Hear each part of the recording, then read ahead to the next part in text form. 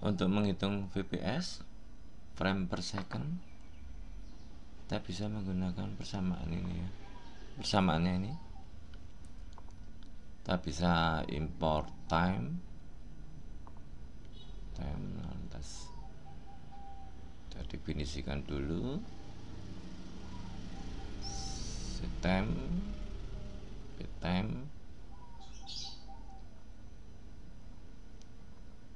ya. Kita akan tampilkan di koordinat 1070. Kita coba running program Finger ini menggunakan MediaPipe, bekerja pada Raspberry Pi 4B. Ini akan kita dapatkan berapa fps-nya. fps frame per second ya. Jadi 1 detik dapat berapa frame? Dia kecil banget ya.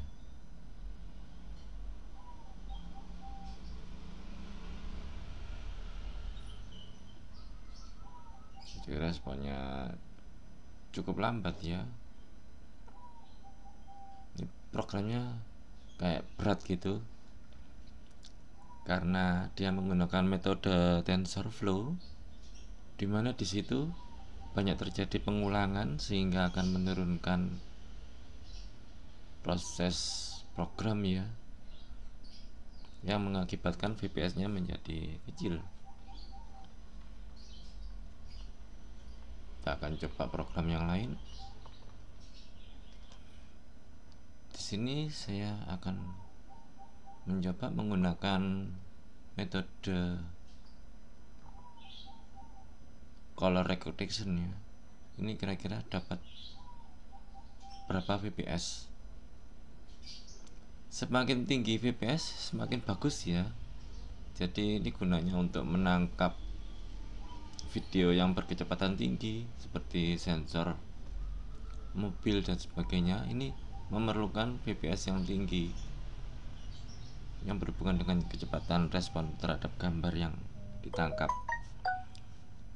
Kalau pakai Raspberry nggak akan mampu, kita bisa pakai PC dengan kecepatan yang tinggi atau pakai Jason Nano mungkin ya. Coba saya gunakan color recognition, dapat berapa fps ini. Ini saya aplikasikan untuk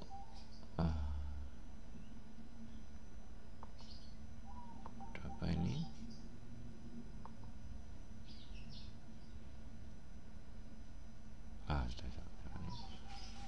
Ya, lumayan ini. Dapatnya sekitar 25. Saya akan coba running ini untuk mengenal gambar ya.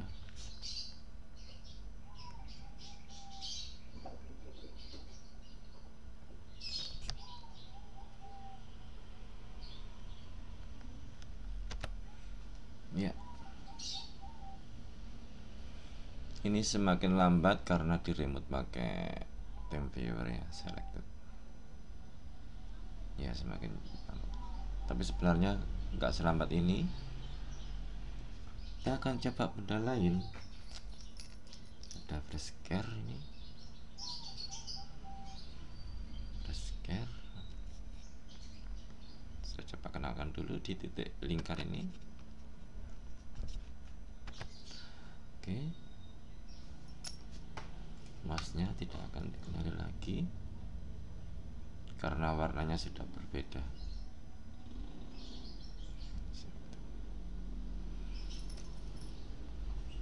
Ya, fps-nya lumayan banyak ya, lumayan besar.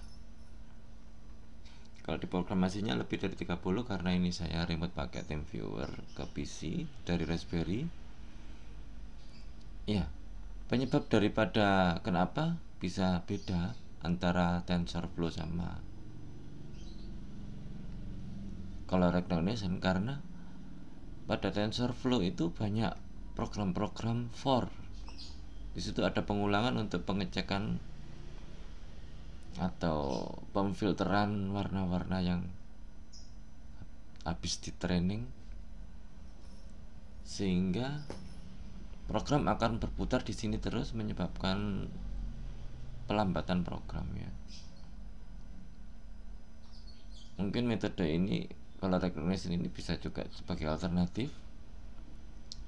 Misalnya kita mendeteksi apa, sepak bola, offset atau apa, bisa. Yang ada yang menanyakan ke saya bisa pakai itu. Jadi nanti bikin frame-frame untuk kayak tadi mouse, freescare dan sebagainya. Kita kenalkan warnanya, kita tracking colornya, sehingga di sini volumenya tidak begitu banyak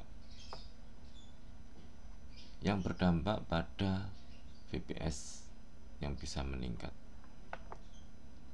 Demikian sekedar info tentang VPS bagi rekan-rekan yang sedang melakukan tugas akhir. Semoga membantu. Terima kasih.